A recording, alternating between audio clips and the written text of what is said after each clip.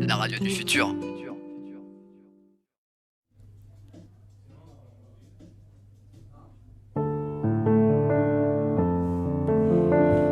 Radio JPO, c'est le dernier rendez-vous de cette journée porte ouverte avec donc cette radio qui a été préparée spécialement pour ces journées portes ouvertes par les élèves en 3e année section radio. Donc ils ont choisi cette option en 3e année donc et sortie de cette année, j'espère qu'ils pourront tous travailler dans différentes stations. Et donc pour cette dernière émission, nous avons Timothée, Romane et nous avons également Alan qui est aux manettes, je crois, à la réalisation aussi. Voilà, et nous attendons en studio Édouard Aoun, professeur en scénario, et 2 élèves de section radio qui sont venus pour venir avec moi parler en studio. Alors donc Moussa et Sébastien sont avec moi ici présents.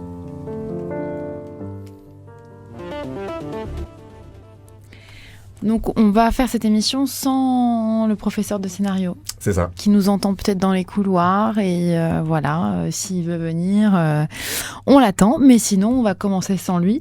Donc je vais, puisque c'est la dernière émission de ces journées portes ouvertes, on va profiter pour faire ensemble un petit bilan sur ces 3 journées donc de radio, vraiment dans les conditions, on a essayé de le faire dans les conditions du réel. Est-ce que pour vous, ça a été une expérience intéressante de pouvoir justement travailler un peu dans cette urgence, dans ces contraintes ? Bah ouais, vu qu'en plus on a pu voir du coup les conditions du direct, le cas là justement d'un invité qui est pas là, du coup on doit faire en secours, et puis même, je trouve qu'il y avait une bonne ambiance, même si parfois on était un peu pressé, un petit peu, il nous manquait certaines choses. En tout cas, moi j'ai trouvé ça cool.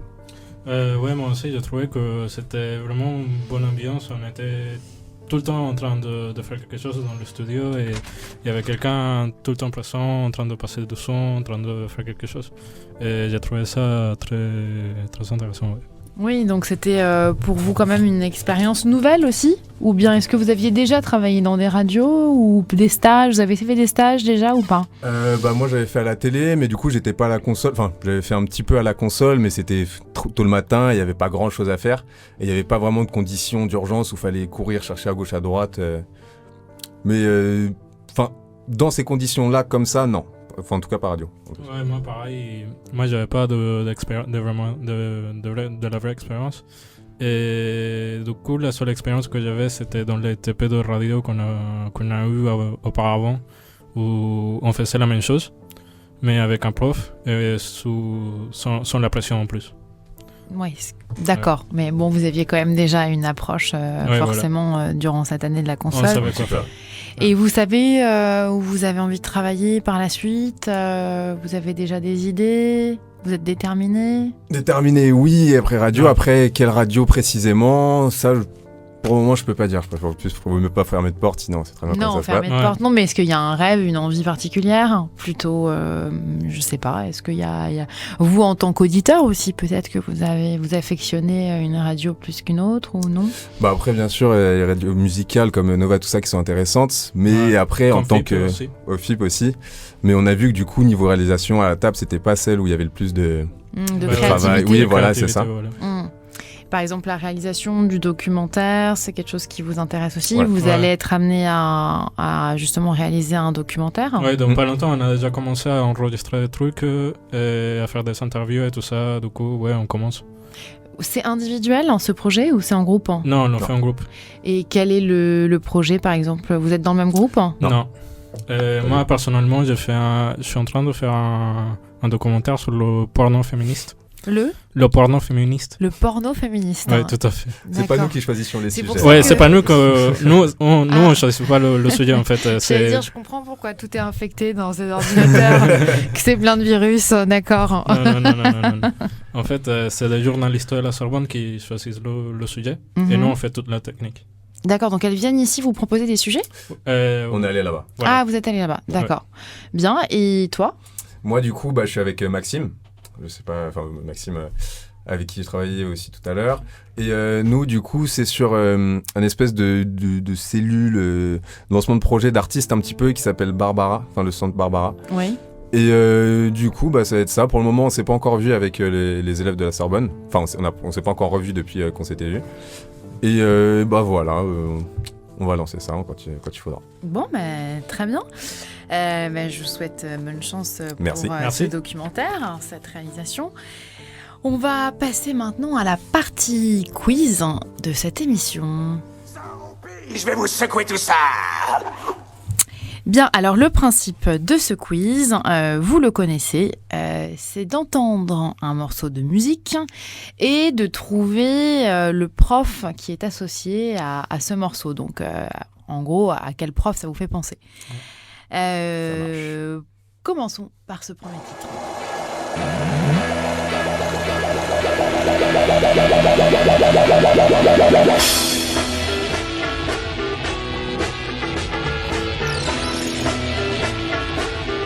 Psychologue, j'aurais dit Guillanti. Non, moi je pense que c'est Baudier. Ah, Splendide. un premier splendide. Et voilà. Oui, alors donc j'allais dire, on aurait pu dire bonne réponse et mauvaise réponse. Parce qu'il y avait effectivement, il y en a une bonne, une mauvaise. C'était bien Bruno Giganti, donc tu as bien trouvé spontanément. Et toi, Sébastien, non, tu as moi, pensé... non. Je connais pas leur musique, donc aucune idée. Mais c'est vrai qu'après, c'est pas la prod qui leur présente le plus, je trouve. Vu qu'il faut à chaque fois écouter des choses très diffuses, on va dire. T'aurais pensé à quoi, toi, par exemple ? Une prod plus acousmatique, déjà, pour le coup. Même si là, du coup, il nous a fait écouter, il me semble, cette musique en cours. Mais j'aurais des choses plus marquantes, plus frappantes. Bon, allez, on passe à un deuxième morceau.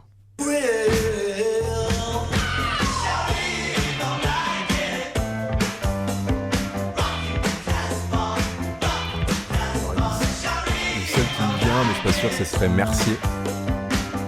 Mercier. Et toi, Sébastien, avant de... Moi, j'en ai aucune idée, franchement. Parce que j'en ai Baudier à la tête, mais Baudier, il écoute pas vraiment de la musique française. Du coup, je sais pas. Vous n'avez pas pensé à votre professeur principal. Ouais, Hein ? tout à fait. Vous l'avez oublié. Ouais. Donc je ne sais pas s'il s'est reconnu sur cet extrait, mais en tout cas, il s'agissait d'Éric Gérard. Voilà. Hein ? Bon, allez, passons à un troisième extrait.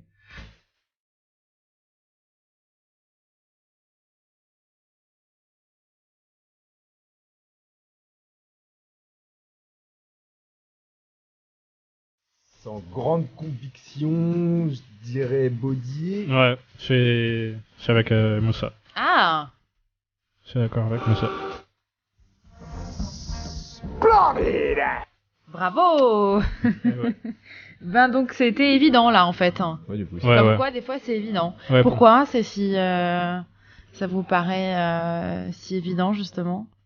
En vrai, je pourrais même pas dire, je sais pas pourquoi, mais je sais pas, le rock un petit peu, toutes ces choses comme ça.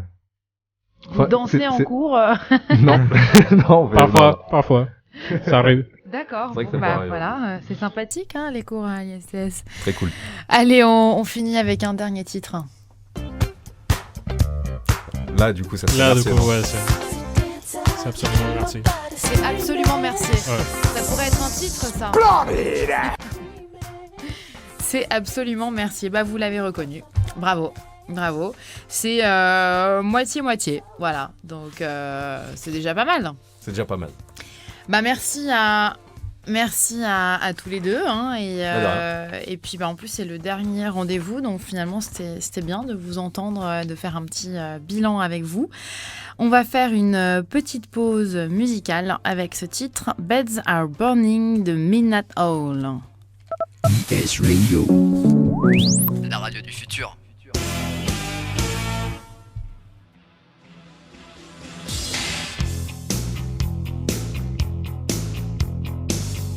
Out where the river broke, the blood would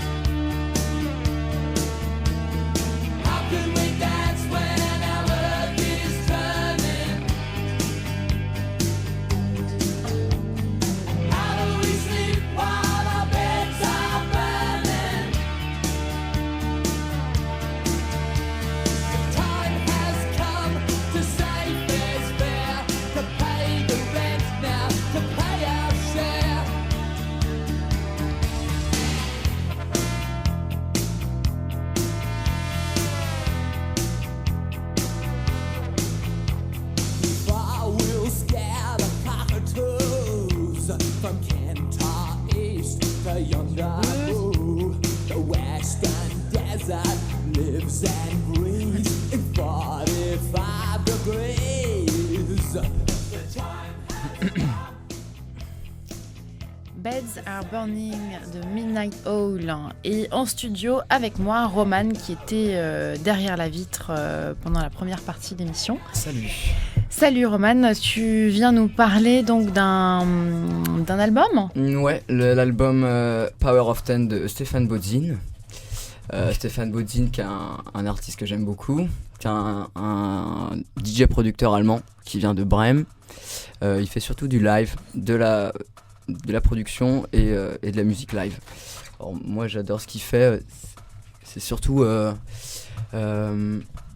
il fait du live, il mélange analogique et digital dans ses musiques. Mm-hmm. Il s'est créé lui-même ses propres dispositifs où il a rassemblé différents modules, des séquenceurs, des synthétiseurs, et voilà quoi. C'est un très très bon artiste qui a gagné les awards du live, de production live. Et peut-être qu'on peut s'en faire une idée musicale. Ouais, on peut écouter Strand de Bodzin qui est une des musiques de l'album Power of Ten.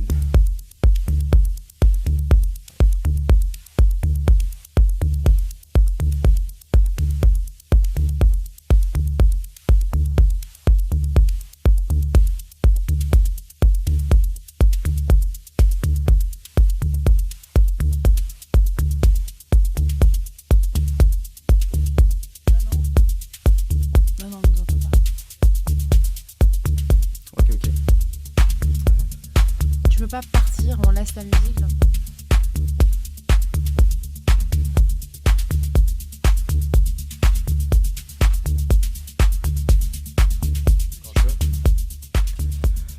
Alors cet artiste il est passé dernièrement à Paris, il est passé au Marvelous Festival en DJ set et là il est à nouveau booké pour l'édition de cette année où là il va faire son live. Ça fait 1 an, il tourne dans tous les plus gros festivals du monde et où il fait ce live là. Moi je vais enfin pouvoir aller le voir parce que ça fait 4-5 ans que j'écoute en boucle ce DJ set, ce live et voilà, je suis content enfin de pouvoir aller le voir en vrai quoi. Et comment tu qualifierais sa musique C'est de la musique à la fois techno et minimale, c'est des sons très très très épurés. Comment je pourrais qualifier ça, des grosses nappes de synthétiseurs analogiques. Il utilise le Sub 37, le Moog Sub 37 qui est actuellement le synthétiseur analogique le plus vendu dans le monde de Moog. Et voilà, après Ableton Live pour directement lancer ses séquences en live, jouer en live sur ses différents synthétiseurs ou ses différents dispositifs audio. Et qui s'inscrit dans son courant à lui aussi comme artiste Il y a qui ? Il y a par exemple Recondite, qui est un artiste aussi minimaliste, techno, assez calme comme ça, un peu comme lui. On peut aussi ajouter... Après, ils sont peut-être pas non plus très nombreux à être connus dans ce style, je sais pas. Ouais, c'est vrai. Après, j'ai connais moins puisque moi je suis surtout du hard. J'écoute surtout de la musique techno, de la hard techno, acid techno, techno old school. Donc je connais pas beaucoup des artistes techno qui soient vraiment dans la musique calme comme ça. La techno, elle continue à être à la mode. À fond. Moi j'ai monté ma boîte, j'ai une boîte de prod là avec qui je fais de la production d'événements.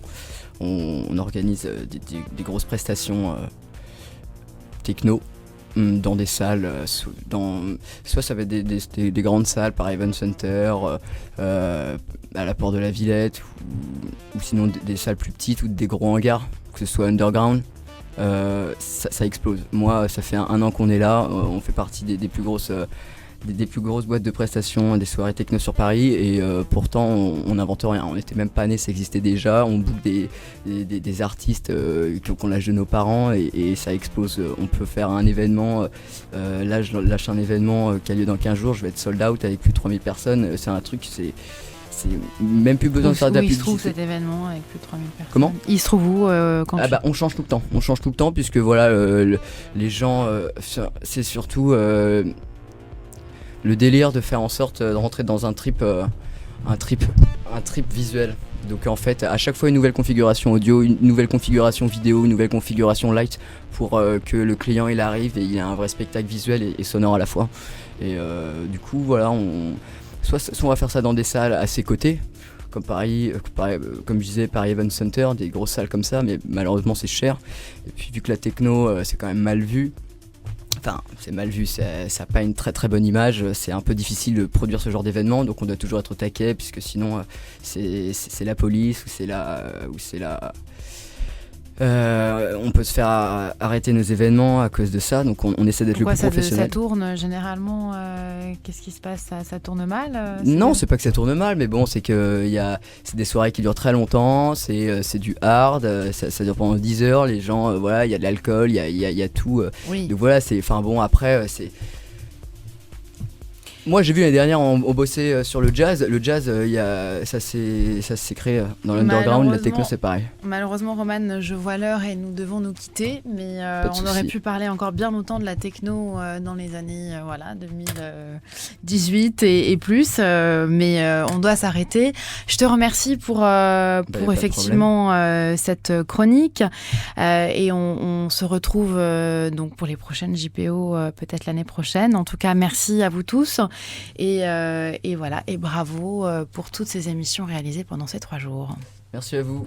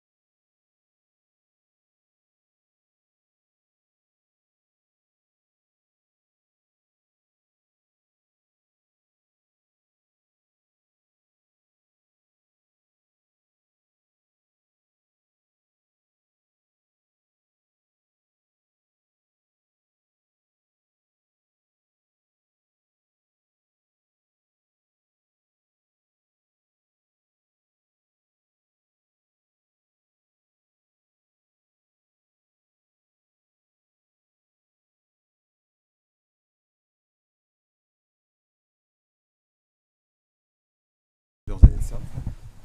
D'accord. J'ai travaillé chez des producteurs, chez des distributeurs, chez des institutionnels. Et puis progressivement, j'ai créé mon activité. Et donc aujourd'hui, je travaille comme consultant en fait pour des distributeurs, surtout indépendants. D'accord. Et, je travaille avec eux sur le positionnement de leurs films, notamment vis-à-vis de la presse, puisque j'ai aussi une activité journalistique. Et donc,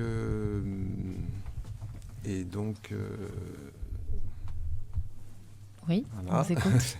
C'est un peu perturbant. Et donc, du coup, voilà, je m'occupe de ça ici.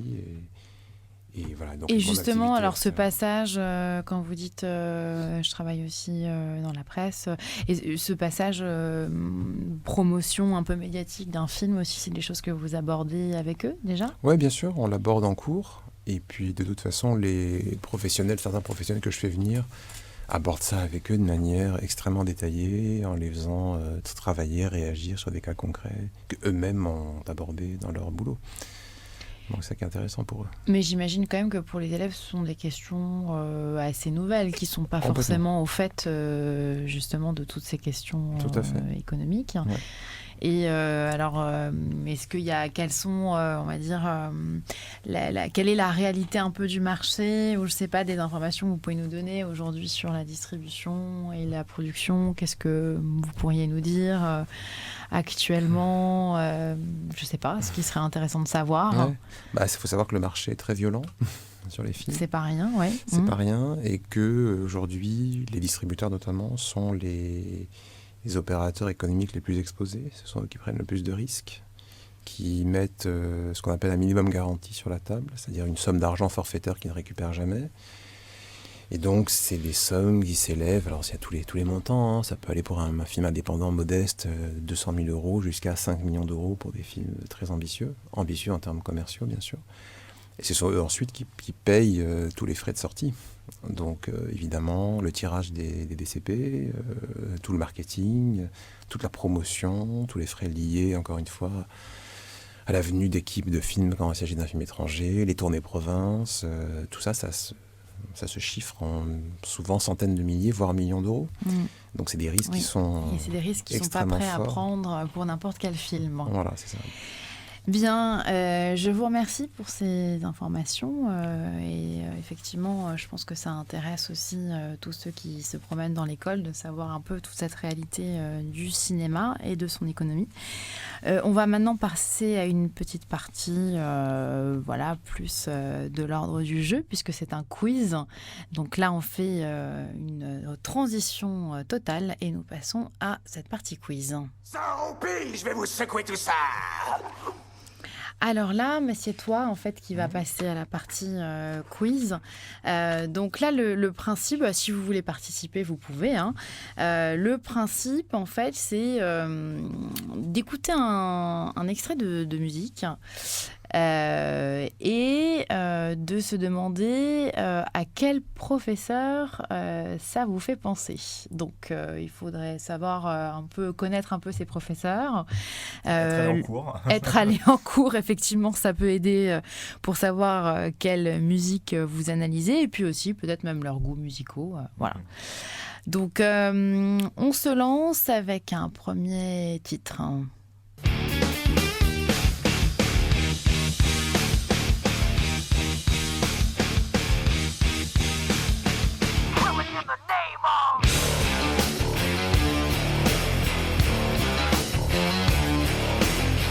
Ça vous laisse sans voix? J'ai bien une idée. Parce qu'on a une prof d'anglais qui aime beaucoup le métal, n'est-ce pas? Qui est elle-même guitariste de métal, mais apparemment, vu les yeux qu'on me fait de l'autre côté, je me trompe. C'est pas effectivement. Mais alors, on est toujours étonné quand je vais vous dire le professeur en question. Casablanca, non? Non, mais c'est pas effectivement le professeur auquel on peut penser en premier. Oui. Donc ça veut dire qu'effectivement, vous n'avez pas trouvé la réponse. C'est Christian Lotito. Ah oui, non, mais là, ça on fait preuve d'humour, là. Oui, non, mais alors ils disent non comme ça du doigt, parce qu'apparemment, vous l'avez étudié en classe, c'est ça, me dit-il derrière la vitre. Bon, oui. En tout cas, il y a Alors, on a étudié beaucoup de monde en classe. Ouais, beaucoup de musique, tu veux. Oui. Oui, voilà, bon. Et vous, non, ça vous fait penser à Christian Lotito, ce titre? Pas du tout. Non, pas du tout. Bon, ben... Alors, on poursuit avec un deuxième titre.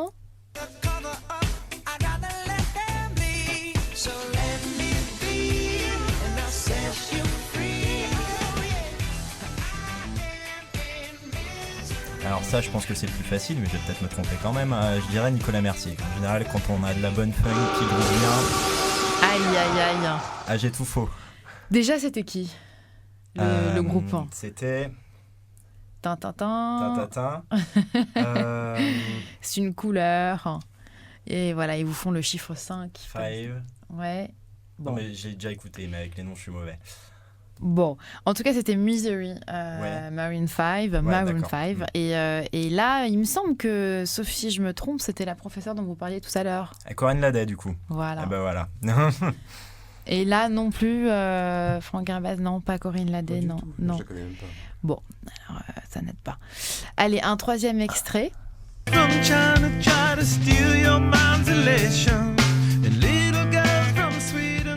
Alors c'est le dernier, je pense, donc si je me trompe, j'ai tout faux. Non, il y en a encore deux après. Il y en a encore deux. Alors moi, je vais dire quelque chose. Je vais quand même indice. un petit indice. Il reste 3 professeurs. Il reste Justine Robert, Nicolas Mercier et Hervé Baudier.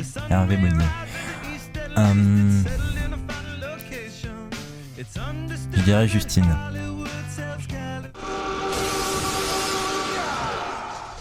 Oh Oh merde. C'est Hervé Baudier. C'est Hervé Baudier. Cela dit, on est sur un quiz assez subjectif. Hein. Oui. Voilà. Hein. Bon, dans le sens où peut-être que c'est pas ton ressenti à toi et c'est le leur. Voilà. Bah, en fait, pour moi, c'est un peu trop récent pour la façon de voir des choses d'Hervé Baudier. Voilà une réponse constructive là, hein, je veux pas dire, mais tu te rattrapes bien là. Allez, un quatrième extrait. J'essaie de prendre du recul, j'essaie d'avancer. Les gens murmurent, j'ai du mal à m'entendre penser. Fils d'extraterrestre, étoile céleste. J'ai pour féconder une femelle de chaque espèce. Donc on a dit qu'il nous restait. Du coup, il nous reste Justine Robert et Nicolas Mercier. Ah, ça c'est Mercier ça. Aïe aïe aïe. Oh non. Les gars, merci les fans de rap. Hein. Ah bon? Ah voilà. Bah. Alors bah non, t'as dit 2 fois Nicolas Mercier, bon, donc on est quand même très curieux de savoir qu'est-ce qu'écoute Nicolas Mercier. Allons-y. De la funk. Ouais bah voilà. Fallait rester sur ta première idée, qui était d'associer la funk à Nicolas Mercier. Et apparemment, effectivement, Justine Robert aime beaucoup Orelsan. D'accord. Voilà, comme ça tu le sauras. Bien, je te remercie, je vous remercie d'avoir participé à cette émission. On va pouvoir vous libérer.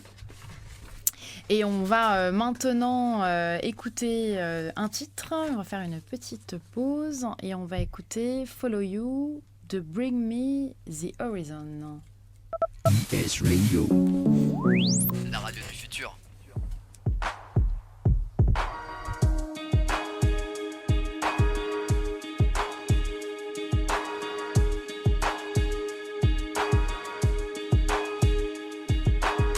My head is haunting me and my heart feels like a ghost. I need to feel something 'cause I'm still so far from home. Cross your heart and hope to die. Promise me you'll never leave my side. Show me what I can't see when the spark in my eyes is gone. You got me on my knees, I'm your one man call. Cross my heart and hope to die. Promise you I'll never leave your side. I'm telling you, you're all I need. I promise you, you're all I see. 'Cause I'm telling you, you're all I need. I'll never leave, so you can drag me through hell. If it meant I could hold your hand, I will follow you.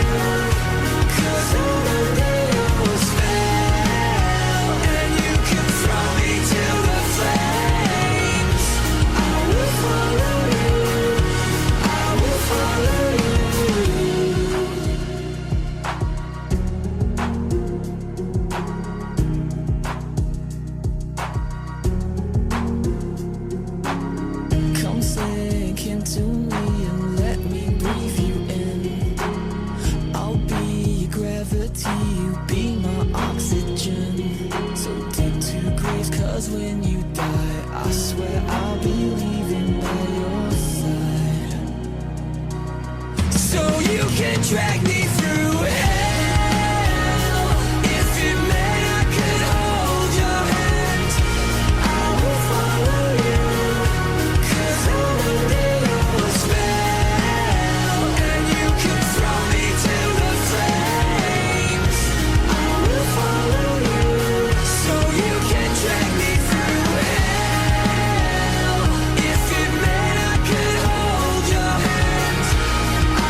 Follow you.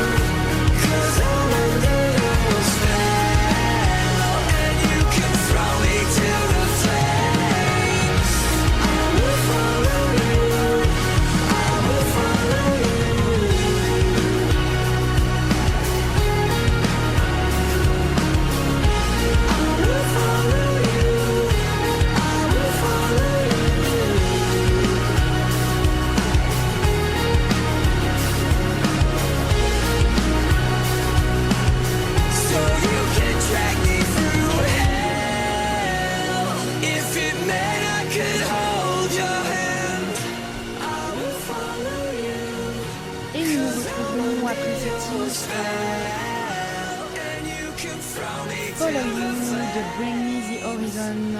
Avec maintenant en studio Alan, tu m'as rejoint pour me parler d'une production que tu as réalisée. Alors une production que tu as réalisée en quelle année ? Alors je l'ai réalisée du coup l'année dernière, c'était dans le cadre du coup de la production d'enregistrement piano.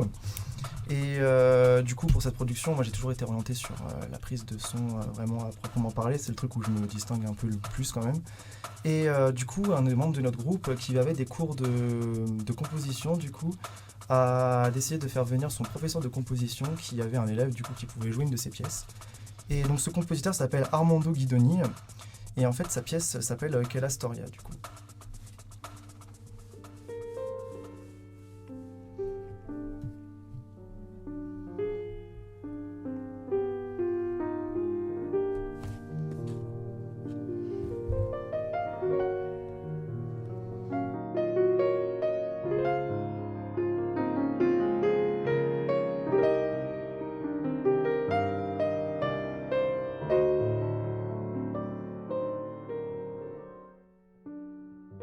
Et du coup, en fait, cette pièce, donc, a été jouée par un de ces pianistes qui s'entraînait, donc, qui s'appelait Léo. Et ce compositeur, en fait, est né en 1959 à une ville qui s'appelle Trente. Donc, il vient en fait d'Italie. C'est un Italien de base qui est venu ensuite en France. Et il a toujours été à la recherche en fait d'une certaine sensibilité dans sa musique. En fait, il cherchait un truc entre le jazz et le classique. Et c'est pour ça qu'on trouve pas mal ce genre de petits jeux très très rythmés, mais en même temps qui ralentit, qui augmente dans le volume.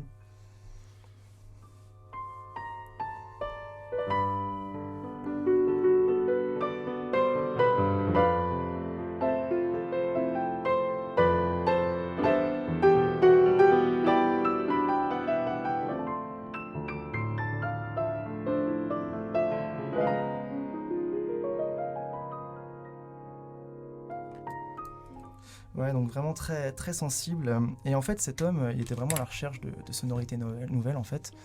Et c'est pour ça, en fait, quand on est arrivé et qu'on a commencé à faire la prod, moi, je suis vraiment limite presque tombé amoureux de cette production parce que je l'ai trouvée très, très virtuose en même temps. Genre au point de laisser notre professeur de composition, enfin le professeur de composition des réalisations qui s'appelait donc Christian Le Tito, au point de le laisser vraiment en mode bah y a rien vraiment à dire quoi, c'était juste là c'est le piano qui joue mal quoi, mais sinon la musique elle est vraiment très bien, rien à dire, l'enregistrement est bon. Et du coup bah c'est pour ça moi de temps en temps je la réécoute parce que elle a vraiment une profondeur derrière, elle a une petite ambiance et c'est pour ça genre j'aime vraiment beaucoup cette musique du coup. Donc on se laisse sur cette musique, ouais. Tranquillement. Et ça, donc c'est ce qu'on entend. Toi, tu es quand même passé derrière, tu l'as mixé, tu as fait quelque chose.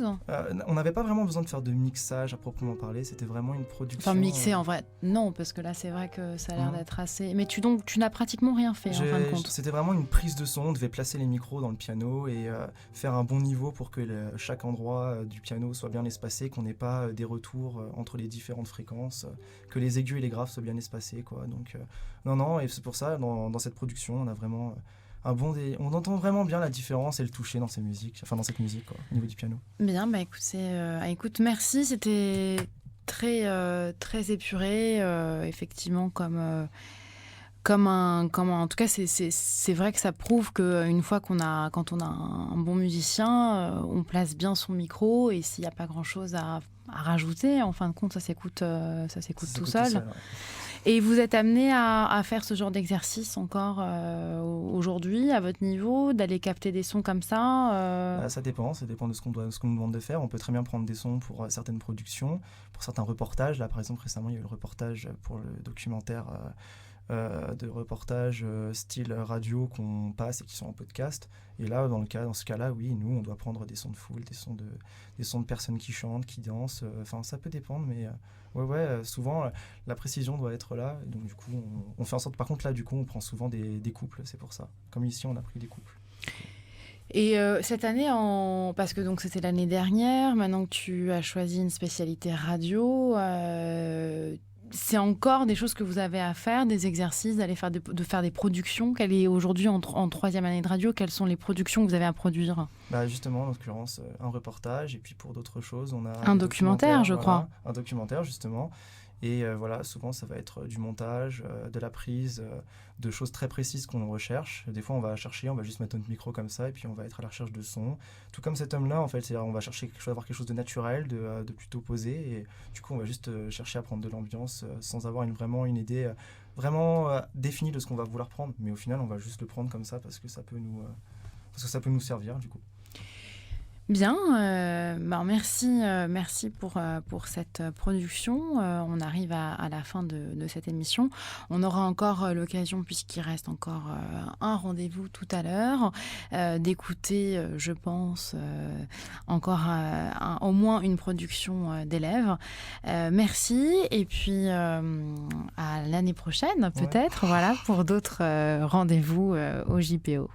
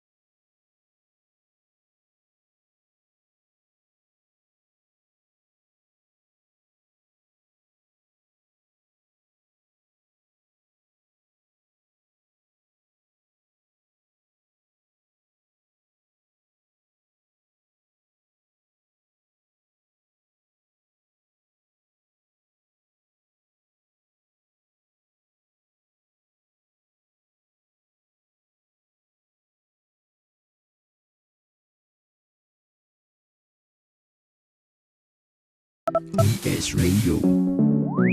La radio du futur. En direct de l'ESRA, donc c'est diffusé dans l'école, c'est une émission spécialement conçue pour ces journées portes ouvertes, pour vous faire découvrir justement cette section radio, comment est-ce qu'on manie, on concocte une émission en direct, donc n'hésitez pas à venir les voir juste au bout du couloir, je suis sûre qu'ils seront ravis de vous faire découvrir le studio dans lequel ils travaillent toute l'année. Ce matin, nous avons Timothée aux manettes et Alan à la réalisation, et en studio, le professeur en section radio, Éric Gérard. Éric Gérard, bonjour. Bonjour. Alors, donc là, vous êtes en studio, en même temps, vous les notez, vous avez de petits calepins parce que vous prenez des notes aujourd'hui sur les différents groupes. Tout à fait, savoir où ils en sont, là, après 3 jours de JPO. Voilà, donc là, c'est la 3e journée. Alors, donc ça, c'est en fait, finalement, vous les suivez toute l'année, donc vous êtes un peu le prof principal pour eux. Oui, c'est ça. C'est le suivi sur toute l'année et cours de technique. Et après, ça, c'est la partie par bande pour le professeur. Ça donner toute la technique pendant un temps record, parce que c'est entre octobre et... Apprenez toute la technique radio entre octobre et mars. Et puis ensuite, une partie plus pratique, plus travaux pratiques, qui est un peu plus sympa, avec un échange un peu plus, on va dire, de proximité avec les élèves. Alors justement, il y avait une mère qui était là dans le studio pour me demander, à me poser des questions sur le niveau des élèves. Effectivement, quand ils arrivent, ils veulent arriver sur le marché professionnel. Moi, je constate qu'effectivement, ils ont quand même une approche du son qui est assez étonnante. Donc c'est une formation ici, en tout cas pour ce qui est des logiciels, etc. Enfin, il y a vraiment... je trouve une certaine connaissance quand même impressionnante. Donc c'est tout au long du cursus, plus, hein, j'imagine. Mais arriver en radio, qu'est-ce que finalement on leur... ils doivent sortir de là avec quelle clé principale, on va dire? Bah alors les 3 années sont vraiment complémentaires. C'est vrai que les premières années sont vraiment sur les bases communes de culture générale, de savoir du son, de savoir technique, tout ce qu'il faut inculquer à un ingénieur du son. La 3e année va être plus une année d'épanouissement vers un intérêt personnel. Donc là, on trouve des gens qui ont donc moins de cours théoriques, loin de ce qu'ils ont envie de faire. Bon, je sais pas, je vais prendre un exemple typique, c'est les cours d'acoustique. Je trouve pas beaucoup d'étudiants qui apprécient les cours d'acoustique. Ils sont importants quand même, hein. Physique et acoustique pour savoir où on met les pieds. Et ensuite, donc quand ils ont commencé à toucher surtout la console et qu'ils ont commencé à réaliser la radio et construire le son et construire une émission eux-mêmes, là, ça y est, c'est parti. On sent que ce sont des étudiants qui voient concrètement une réalisation, une création, que leur mixage commence à prendre forme, que ça sonne comme ce qu'on écoute à la radio. Tiens, j'ai écouté RTL hier, j'ai fait la même chose. Nous, on a les habillages de toutes les radios, on a les habillages d'Europe 1, RTL, ils peuvent s'entraîner à faire comme chez les autres. Donc quand ils commencent à réussir ça, tout d'un coup, même la partie théorique était un peu pénible finalement, ça va tout seul après. Oui, ça s'intègre bien.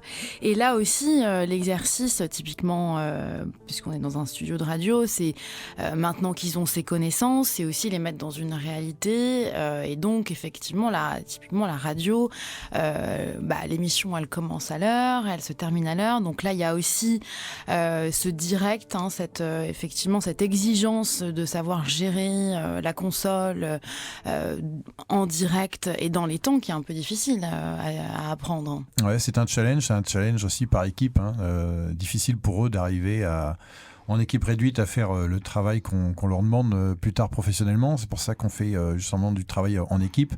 Et puis essayer de travailler en mode solidaire, c'est-à-dire qu'il y a quelqu'un à la console, mais il peut pas tout faire en même temps, donc quelqu'un qui l'aide, un réalisateur bien précis derrière qui fait le travail du réalisateur. Il faut leur apprendre à travailler et par équipe et par spécialisation, et qu'ensuite justement cette osmose et cette gestion du direct puisse se faire dans les meilleures conditions. Et ensuite on espère que justement les problèmes arrivent maintenant, les gestions du direct compliquées arrivent maintenant, la réalité du métier arrive maintenant, pour que justement dans 2-3 ans, quand ils sont aux manettes directement en live, tous ces problèmes là ils les ont rencontrés avant et ils sauront les gérer. C'est surtout la façon de les gérer qui est importante.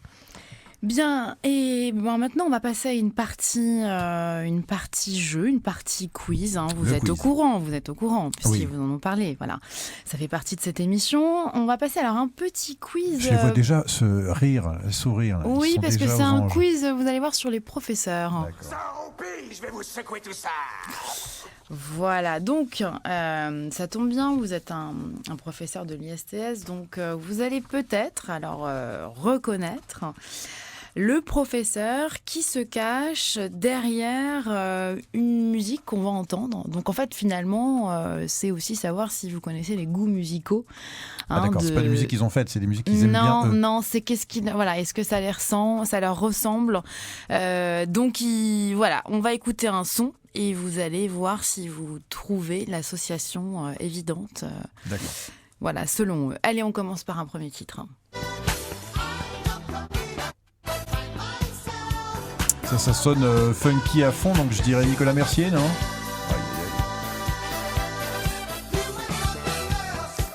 Je crois que ce martien veut communiquer. Ça veut dire que c'est pas bon. Ça veut dire ça. Alors, c'est étonnant parce que moi, j'ai reçu ce professeur effectivement en studio. Alors, c'était pas pour moi l'association la plus évidente, mais ce serait Christian Lotito. Voilà. Alors là, c'est capillotracté quand même. Surtout que ça lui va bien, ça, comme expression. Oui, mais alors là, moi aussi, j'aurais plutôt pensé jazz, classique. Ouais.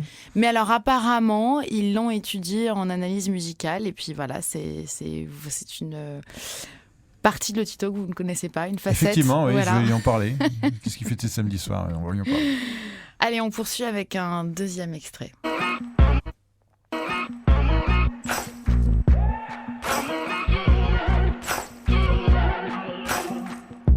Maybe I'm foolish, maybe I'm blind, thinking I can see through this and see what's behind. Got no way to prove it, so maybe I'm lying. But I'm only human after all. I'm only human. On attend toujours une réponse de moi, c'est ça? Je crois.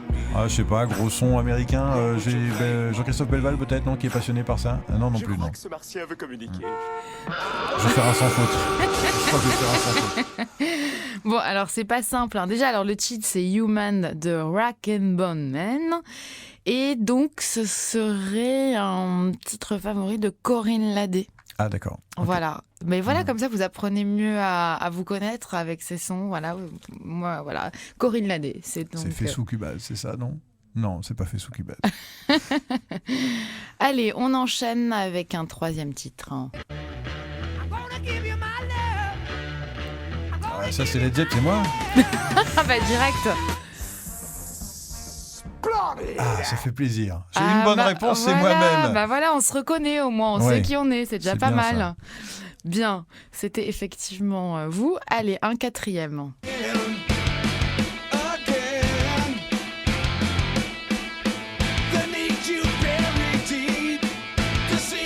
Ça doit être c'est rock là. West Coast, Los Angeles, rock'n'roll.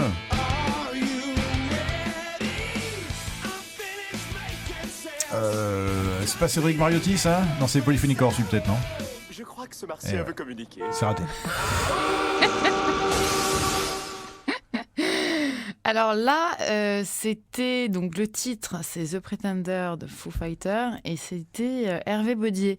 Mais j'aurais pu quand même vous dire quels étaient les professeurs aussi. Ouais, et puis des indices, hein, mais non. Bah, vous avez pas alors fait. moi, c'est un peu compliqué pour moi. Non, non, il n'y avait pas les indices. Puis alors moi, j'en ai pas, hein, donc je les connais pas vraiment. Donc voilà. Mais bon, il en reste un. Allez, on me glisse dans l'oreille qu'on peut vous donner des indices.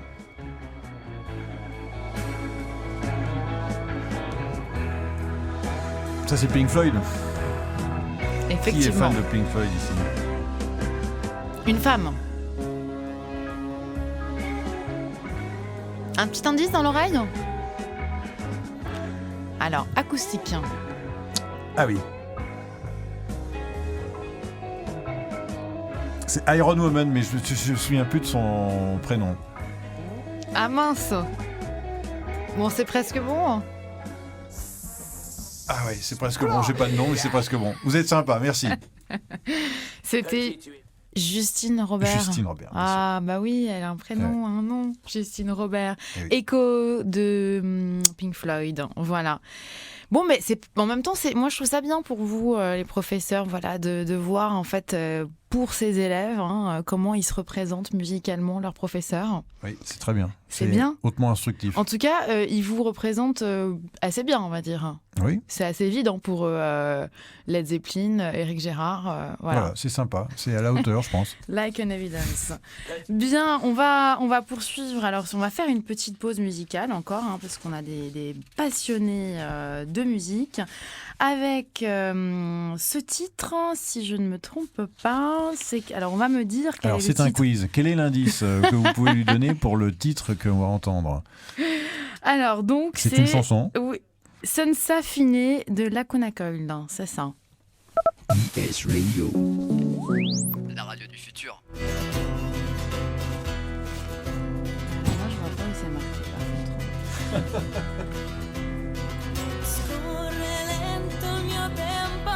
Scivola sul velo della mia pelle, nuda se passassi il confine che mi hai dato, forse io non sarei qui. Da adesso ormai che senso ha cercare di abbracciare un passato più puro, guardando avanti rischierò, ma riesco a rispondere. Ciò che sarai era già stato scritto. Se davvero esiste, questo Dio ha fallito. Ogni parola pronunciata sarà lo specchio del tuo dolore. Riflette la colpa, alimenta l'odio.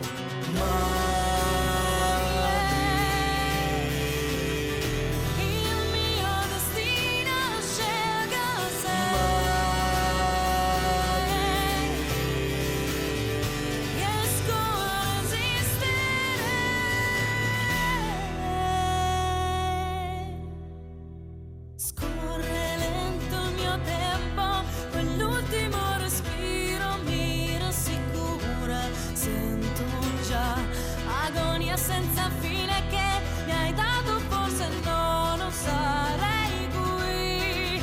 Adesso ormai che senso ha opporre resistenza a un destino segnato? Non resterò a guardare senza riuscire a resisterti e svegliarmi. Il mio destino scelga se riesco a resistere.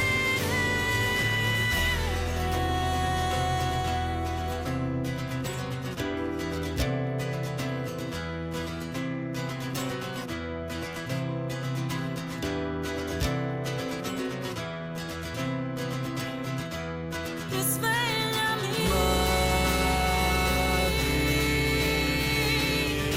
Il mio destino scelga se riesco a resistere.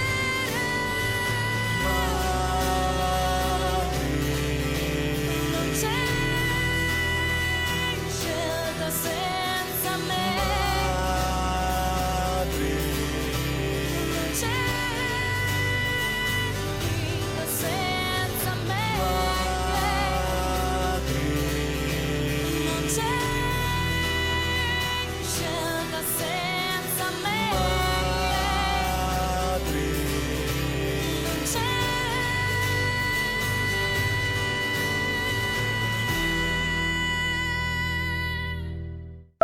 IS Radio. La radio du futur.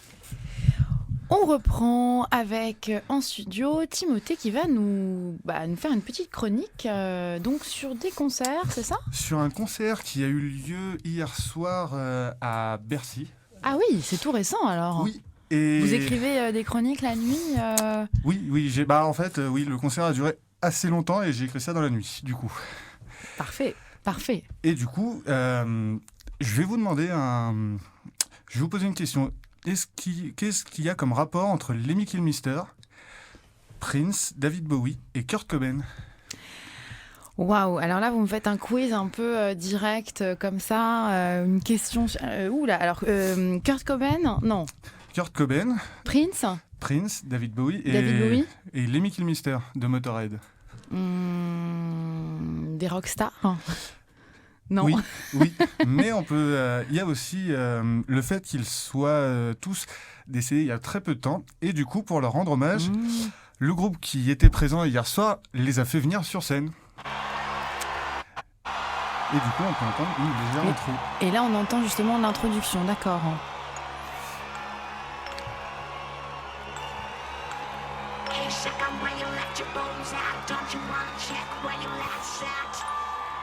Une intro.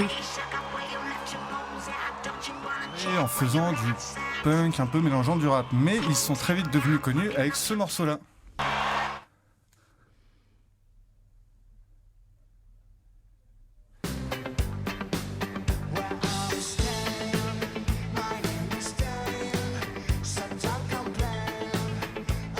Donc je parle évidemment de Chaka Ponk, qui était un groupe de rock français. Vu que j'entends souvent dire qu'en France, on n'a pas énormément de groupes qui sont très bons, je peux vous dire que hier soir, j'en ai pris plein les yeux et je peux presque dire que c'était le meilleur concert que j'ai jamais vu. Aussi. Mais Chaka Ponk a énormément d'effets visuels sur scène. Et ce que j'aime bien aussi, c'est que au-delà du côté un peu punk comme on peut l'entendre là,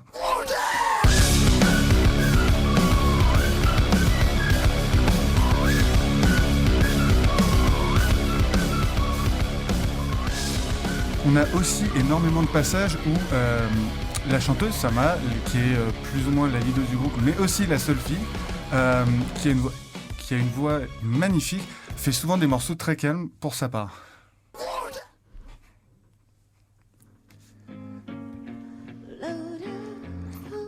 Donc là, on change de registre là. Oui, et étonnamment, c'est le même groupe. Et pendant le concert, on peut enchaîner des morceaux qui sont extrêmement violents au niveau de la rythmique et passer des moments très calmes comme ça. Et c'est vachement bien parce qu'on s'y attend pas et c'est ce qui fait une surprise. Et c'est effectivement assez éclectique. Et puis c'est étonnant dans un même concert de changer de tonalité. Ouais. Et une des choses qui a fait le succès du groupe, c'est aussi leur mascotte qu'on peut entendre, car il a une voix. Hey, ma'am, it's not gonna work. It has nothing to do with you. I'm sorry. It's me. The thing is... Qui est un singe qu'ils ont créé numériquement. Parce que le groupe, avant d'être musicien, était designer et ils ont un spectacle où ils font des effets visuels sur un grand écran où on est comme au cinéma. Donc ils diffusent un personnage qui chante avec eux, qui n'est pas physiquement présent mais qui chante quand même avec eux. Et on le voit sur des écrans ou même on le voit pas sur des écrans qui dansent, qui chantent, qui même qui interagit avec le groupe puisqu'ils ont... Ils ont une chorégraphie, les membres du groupe dansent et la mascotte derrière fait la même danse, voire des fois on peut avoir des espèces de batailles où on a un singe numérique qui a une batterie et qui va faire une bataille de batterie avec le vrai batteur du groupe. Et tout ça en direct et les sons sont enregistrés donc ils sont rediffusés mais on s'y attend pas et c'est ce qui fait la surprise. Et la marque aussi de ce groupe, c'est aussi souvent sur leur album, c'est vraiment ce singe est un peu leur marque. Ouais. Ah, il est présent partout. Et je vais finir par présenter ce groupe aussi avec les artistes qui font souvent venir sur leurs artistes. Alors des fois, ça peut être assez étonnant, comme on peut l'entendre là. Oh, qu'est-ce que je fous là?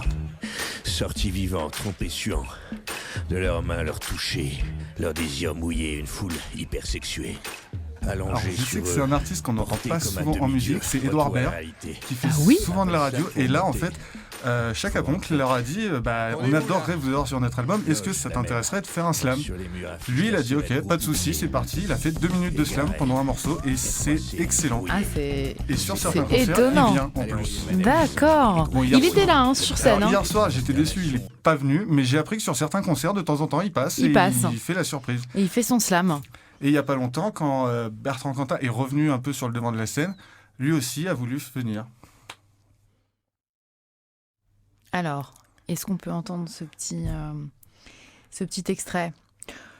En même temps, il est Alors, est-ce qu'on l'entend? Est-ce qu'on l'entend pas?